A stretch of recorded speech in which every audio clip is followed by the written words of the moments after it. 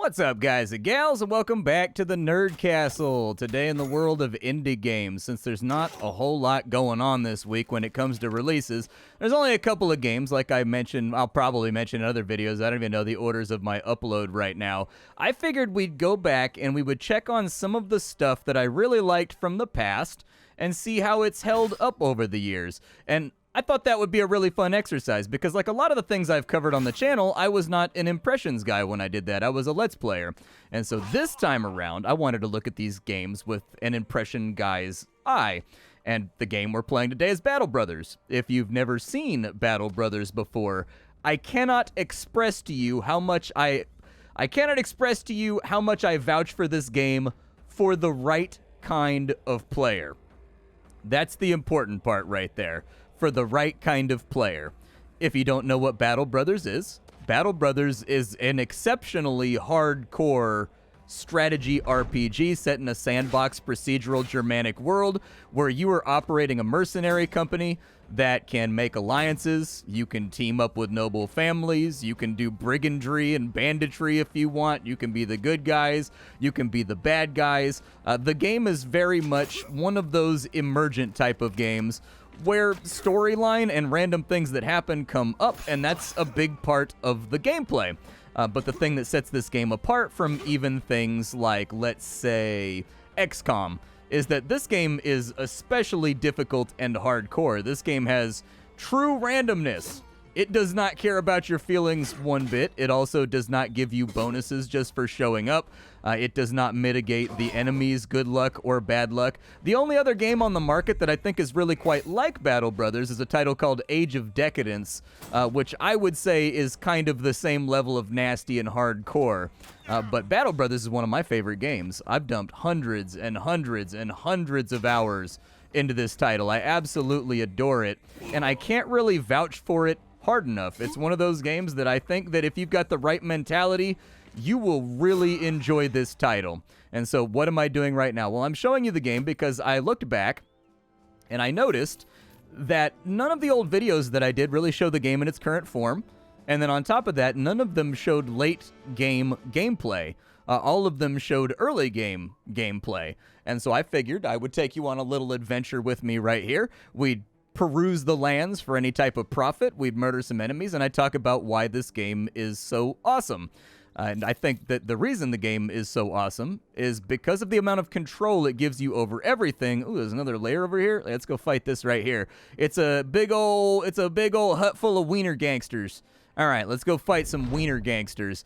Each of these characters has personalities. They have flaws. They have morale. They have skill trees. They have different proficiencies. They have backgrounds. This game generates a procedural background for every single character that tells you, like, how they grew up, where they came from, the things that they care about, the things that they like, and it's done very, very well. In fact, this game has a writer that actually wrote books set in this universe as well, and I find his writing to be one of the few cases in gaming that I've ever seen where the writing is as good as like what Alexis Kennedy, Lottie Bevan, and the Weather Factory are doing over there with their games like Book of Hours and Cultist Simulator. This game has very, very exceptional writing for a video game. It's very good. The prose is amazing as someone who enjoys the written spoken word. And so if you like the narrative portions, you'll like this game.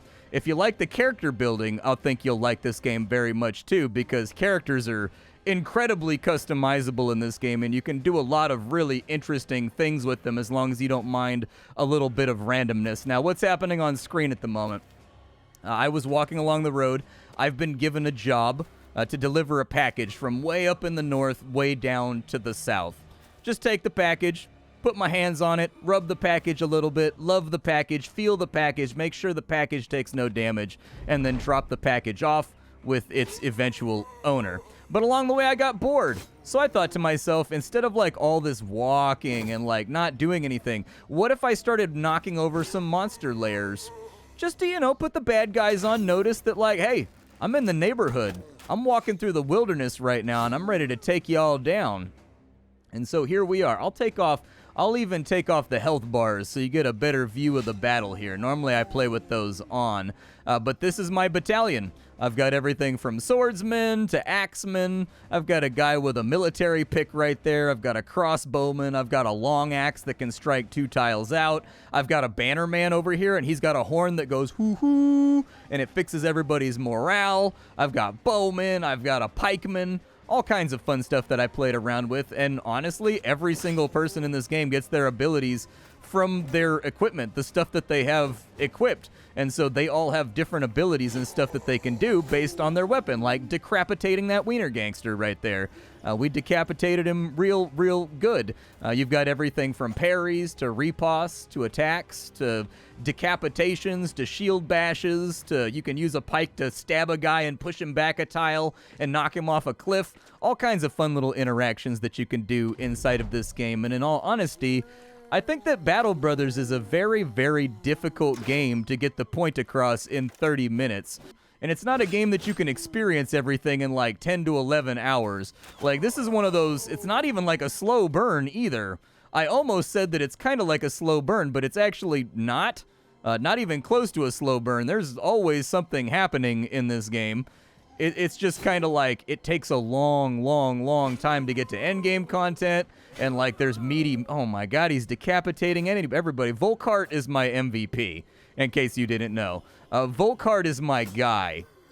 If I need something done, Volkart is the guy that gets it done. He can wear the heaviest armor. He's got the highest chance to hit. He's got the heaviest weapons that deal the most damage. He's got the highest defense, which means that if I need a point to hold, I can assign him to the hardest part of the line, and he's going to take some scalps, and he's going to make it out the other side. He might be a little bit beat up, but I promise you he's going to make it. All these other guys, they come and go. I've lost a lot of characters on this playthrough. I can actually show you my obituary of all the characters that have died. This game does have permadeath, in case you were wondering. If your character dies in this game, they are dead for good. There's a very small chance that they will get a lifelong wound that they must nurse for the rest of their life that permanently lowers their stats. Some of those things are...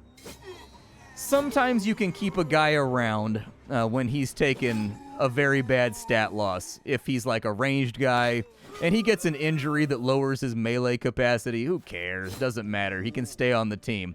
But sometimes you got to retire them when they get a bad injury. There's also temporary injuries they can get, but you get those for your HP going down below certain thresholds and being attacked by certain weapons beneath those thresholds. Every character has AP. The combat in this game is hex-based. Everyone has AP that will allow them to do things. They also have their fatigue, which builds up with every single action, including walking. Just moving around the map raises your fatigue. This goes up, and when it maxes out, you can't do anything anymore. You just have to sit there until you breathe for a little while. You have morale. When that breaks, they run away and they flee. The enemy also has morale so long as they're not undead and they can flee the battlefield. You've got head armor, you've got body armor, and you've got health. Every single weapon in this game deals a certain amount of damage to armor, and a certain amount penetrates and deals damage no matter what through the armor. Certain weapons, like military picks, for example, do an enormous amount of damage to armor. So this guy's military pick basically does double damage to armor. It deals a huge amount of damage to armor, but it doesn't deal that much damage to the person themselves once you get through said armor. By converse, my crossbow over here only does like 70% damage to armor, but it does a huge amount of piercing damage that goes through the armor, regardless of whether or not the armor has mitigated some of the strike. A lot of it's going to get through, and it's really going to hurt, especially if it's a headshot. This game uses a D100 system. It uses true randomness. So in some games like XCOM, what the game will do is it will give you little hidden boosts and little hidden detractions from you and the enemy if you're having too much good luck, too much bad luck. In this game, what you see on the tile right there, 95% chance to hit, that is quite literally your chance to hit. Randomness be damned. I've missed 10 plus 80% swings in this game in the 1,000 hours that I've played it. I've seen the enemy hit back to back 10% hits. I've seen every type of randomness you can possibly imagine in this game, just by nature of the fact that I've played it a lot. And this game does not care. This game, oh, the wiener gangsters are coming back to life, huh? They're going to make me earn this victory. Man, you've had an 80%, like your last 5 swings and missed all of them. Randomness, man. You do get a readout of everything that's happened here. The game uses a D100 system that's identical to Dark Heresy, if you've ever played that. Basically, you have a chance to hit, and I'll show you in the stats what it looks like after we get out of here. Treat this as like a basic primer to the game, I suppose, so that you can get acclimated just in case you decide to buy the game and take part in the savage misery and victory and conquest that is a single campaign of Battle Brothers. The zombies are now dead. We've got a couple level ups, so I can show you that. We get loot at the end of the battle. The signet ring is probably the best thing that we found here. Everything else is pretty much vendor trash. We've also got some cannibalized meat because we're deciding to eat the zombies, because why not? Food's food. Let's carry on down the road, and I've got to drop this package off in Schwarzforscht. But this is our troop roster. This is all the items that I have in my inventory right now. I'm kind of in the mid-late game period where you start to pack rat everything just in case you need it, because enemies start to hit hard enough to instantly drop one of your guys, and so you never know when you're going to have to buy a new guy and get a new one. But with level ups, every character has a number of stats. You have your melee attack, you have your ranged attack, your melee defense, your ranged defense. Those literally do what they say on the tin. So for example, I have 68% chance to hit with this character. If the enemy has 20% defense, I have 48% chance to hit. I roll a D100. If the number comes up underneath that 48, I hit them. If it comes out like underneath a 10 or so, I hit them in the head, and it's an instantaneous crit, unless they have a perk that negates hits to the head being crits. This is the talent tree right here. There are a great many talents, and there are a lot of fun things you can do with your character. Leif leveled up. Every time you level up, you get to pick 3 things to increase, and they increase by a random amount.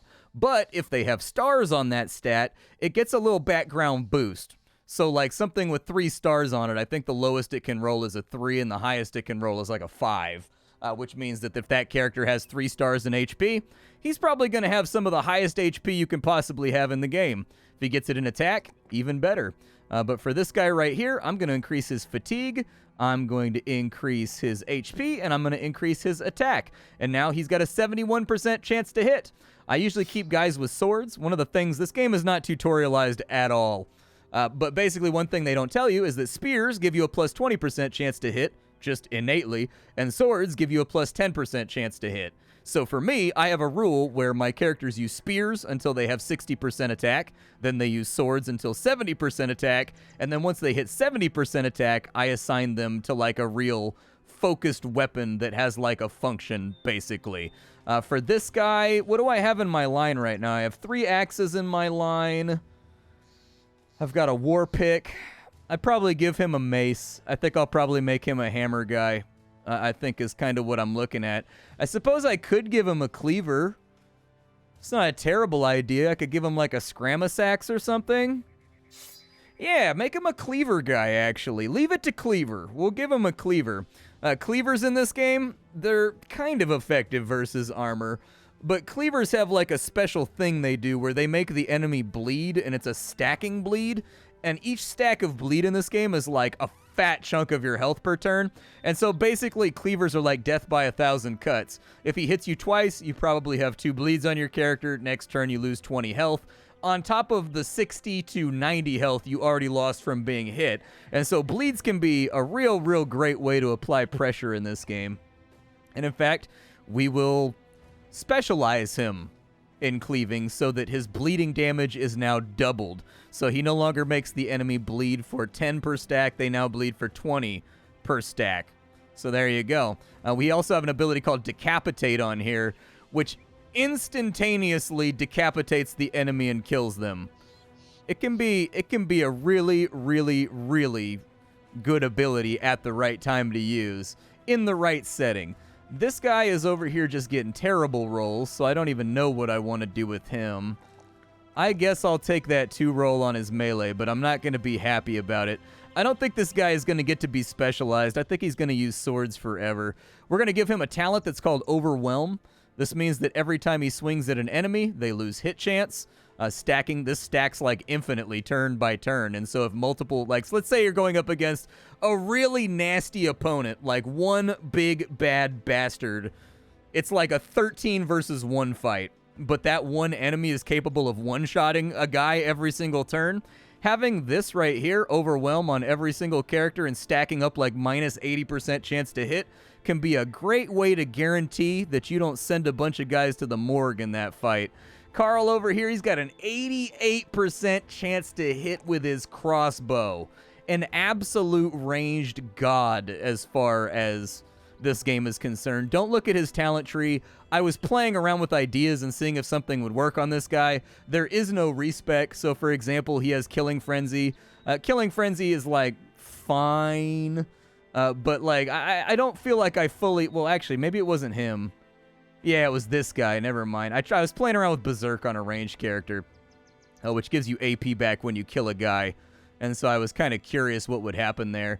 I'm going to go for crippling strikes on him. This gives him a chance on every single shot. It basically makes it much easier for him to inflict really bad, serious wounds on the enemy that give them really crappy debuffs that are going to make them much less efficient in combat. Things like a cut sinew, a broken finger, a crushed eye, something like that that makes them much less likely to hit me or damage me or break my armor.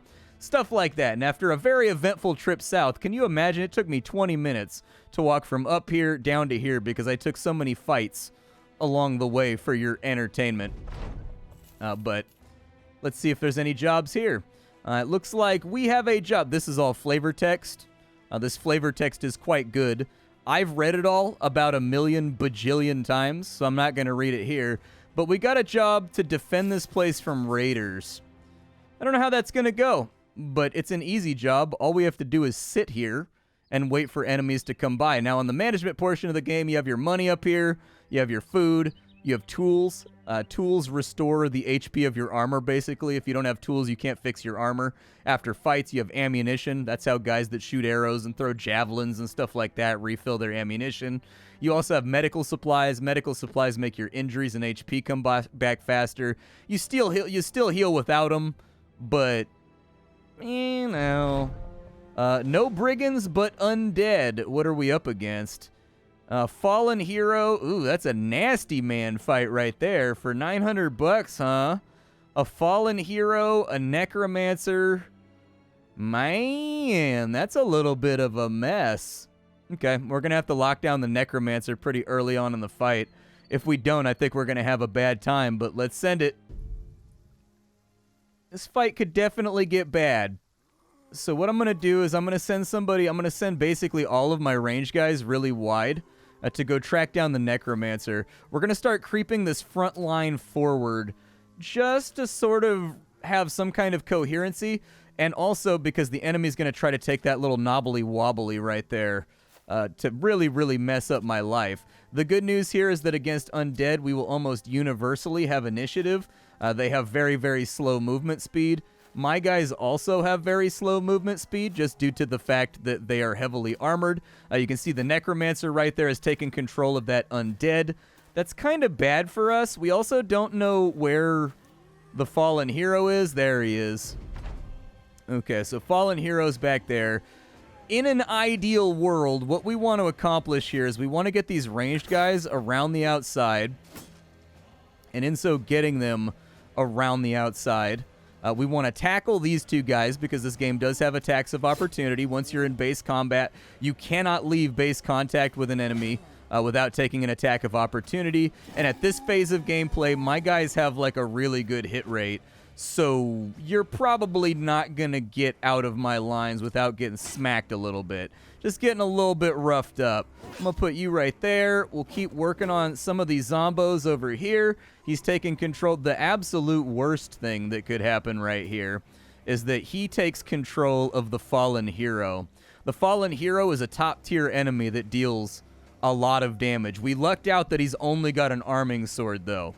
An arming sword is actually like one of maybe the best weapons the fallen hero can have on him. It means he's going to have a high chance to hit, but there is a very finite limit to the amount of damage you can deal with an arming sword. An arming sword does not have the best damage thresholds. So, ooh, right into the middle, huh? Okay, I can live with that. Let's do it. Let's dance, fancy man. He's also got an ability called Battle Forged that greatly reduces the amount of damage that he takes from any individual strike. 5% per 100 armor, helmet, and armor combined. And so he's probably got from that hit right there, assuming we hit him for 60, it only moved his bar an itsy bitsy tiny bit. So I'd be willing to bet he's got maxed out armor. 300 would be my guess. His helmet is probably around 200. So he's probably got about 25% damage mitigation. The good news here is he's up against my military pick guy. And military picks do not give a flying anything about... Oh, dude, that's bad. Okay, that's real bad. So what we need to do now is we need to get over to here. Can you hit him yet? I need you over here. We need to start bombing shots on that guy. Start spearing the hell out of this guy. This guy is our focus. He's got to go. This bottom part of the line I'm a little bit worried about. We're going to sunder his shield to lower his defense. You're going to get your shield up because I need you to hold. You over here, you're going to start stacking Relentless on this guy. You guys need to start pounding through that upper line right there, like right this second. Really unfortunate miss on that side right there. I'm going to close off some of the... Man, he hits hard. Okay. I'm going to close off some of the health bars so that you can see the action. I play this game with a lot of stuff enabled because it makes it easier to see and easier to play. Now, we do have some downsides here. One of the reasons why we're trying to take this guy down like very, very rapidly is because the Necromancer can just res him after we kill him in exchange for his turn. So that's not ideal. We kind of don't want to be in that situation. 2, 3, 4, 5, 6. He should be able to shoot from right there, I think. May be able to get a shot from right here, too. Ah, you missed it. I need the Necromancer to die. Like, the Necromancer's got to go. So you have 58, 69. Go ahead and take the 69 right there. My man 69 with the undead and came out on top. Giggity, a goo. This is the dangerous turn. This may end up with somebody dead. More than likely this guy right here. 2 big parries, though. So damage got mitigated all right. And it looks like the AI is anticipating that that guy's going to die. So we're good here. Downside is he may try to res him on the next turn. We need to make like a big dash right here through the lines. Oh, no, it didn't work out. Okay. We do need to make a big dash here, though, through the front lines. We need to get to that Necromancer because if you allow him to pick up... Oh, he might die. It's okay. He's the new guy. He's got no levels. I don't care if he dies, and he wasn't that good, I think, either. Like, I don't think he was that... I know it sounds like a terrible thing to say, but this title is all about risk management. Oh, really? He used his turn. Oh, no. Oh, no, the wrong zombie came back. Good.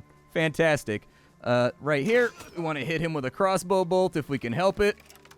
And then hopefully 70%, he's dead. All right, Necromancer's taken care of. We no longer have to worry about that gnarly puppeteer buff that he puts on the zombies. Over here, we need to start digging this guy out of kind of like the situation that he's gotten himself into by any means necessary so that he can live to fight another day. Over here, we'll work on those zombies a little bit. Big swing and a miss. That's good. Big swing and a miss. This guy, kill? Kill. Unfortunately, we lost our guy. That's a bummer, but he didn't have any good loot on him. I think he had 2 stars in melee, which means that he was decent. He was going to be decent someday, but it's not like he was a 3-star in melee guy. And honestly, if you're going to play Battle Brothers, that's probably the biggest piece of advice I could possibly give you, is you're going to need to learn to take losses, too. Oof. Rough turn on the reses right there. Real nasty one. All right. I wish it had not gone that way. Fallen hero should go down with 1 hit, though. That's the nice thing about zombies, is just because they come back doesn't mean their armor comes back. And so we should be able to sit most of them down with 1 quick and nasty stab. Perfect. Things are going well. I don't love the fact that I lost a guy, but these things happen. And as you can see, this was a long and girthy fight. Like, we were in this thing for a while, and the fights can get really long in this game. Oh, he's exhausted. All right, he's got to wait it out. Drop him. That's always the downside to these zombie fights, is they are very, very exhausting for your team. But it looks like no more reses, so we should be all right. In fact, I think if I move you to there... Oh, no, he missed. Wow, normally he doesn't miss like that. Bummer. Okay. Usually my banner man's pretty consistent. Rough fight. Real rough fight. We lost Berthold, but we didn't take any other permanent injuries, which is good. We also recovered the helmet off of that guy, which it's it's a bad helmet with regards to fatigue efficiency, but it's a really cool looking helmet. So, like, in my opinion, you know, if you've got the extra fatigue, I always put it on a guy because it looks cool. And I'm all about aesthetics over function because I'm a dork like that. It looks like we are... Oh, we're still defending over here. Okay, well, everybody rest up and fix what you can with your armor. Fix your goodies. It looks like it isn't long until... Okay, so you enter Schwarzforst, and it isn't long until Carl is bothering the locals. He's slapping buckets out of their hands and kicking women into the mud. When an old man confronts him, the sellsword draws his weapon. Other peasants beg you to put a stop to this at once. Stop it, Carl. It reflects on the company. Carl raises his weapon high, but you grab him by the forearm and bring it back down. He swings around and looks at you sternly. The cowering old man backs off, soon collected by his caretakers that shuttle him back inside before he gets himself hurt. A few other peasants linger around, watching with keen interest. You tell the sellsword to back down. He's paid to fight who you deem he should fight, not a bunch of peasants who are minding their own. As Carl glances around, you realize that you left him no out to save face, and in his eyes there's a look that'll say he's about to kill you. It'd be the end of him, but he'd go out with his suicidal pride intact. The look fades, and embarrassment and humiliation take its place. He sheathes the weapon, spits, and remarks that he was only having a bit of fun. We still need to defend from more zombies around here, which is kind of a bummer, actually. I don't know if we're going to be able to fix all of our gear and armor in time, and we've got a gaping hole in our line. We did get a level up to play around with, so I'll probably make use of it a little bit. Yeah, I'll probably make a little tiny use of it. Probably throw... I don't know if it's worth it to throw dodge on him. I just don't know if it's worth throwing dodge on him. Maybe. Possibly. Dodge converts 15% of his initiative into raw block and raw dodge for ranged attacks, basically. The other option is, I guess we could stack up some HP on him. He's kind of getting towards max level. Let's go with dodge. He's about to get 2 more perks when student wears off anyways, so like, whatever. Where the other bad guys at? I guess I'll talk about how much I love the game now. So when it comes to strategy RPGs, I think this is really a game that kind of sets the bar for all the other tactical games. It's not a game that's for everybody. This game has a brutal difficulty level that's probably going to alienate and send a lot of people packing straight to the forums to complain about how imbalanced it is, but it's actually not. If you're the kind of gamer that really likes to be tested and you don't mind taking losses and bouncing back and letting the story tell itself, if you don't mind learning on each playthrough and just getting small little bits better, if you commit things to memory and you kind of learn what works and doesn't work and you enjoy a hefty challenge, there is no other game out there like Battle Brothers that gets that strategy and RPG element so perfectly mixed with like the chocolate and the peanut butter. Can it be frustrating? Yup. I turn it off all the time to go play other things because I'm like, well, bad luck and I can't take it right now. I still come back over and over and over again. I mean, is it random? Yup, it can be, but if you know how to mitigate that randomness, it's not as bad as it seems. I still keep coming back. The reason I keep coming back is that this is a game that provides a nearly infinite sandbox of procedural emergent content where each and every one of your characters has their own story. Some short, some long. Some guys die instantly before you get to know them, really. Some guys will last entire playthroughs if you play well.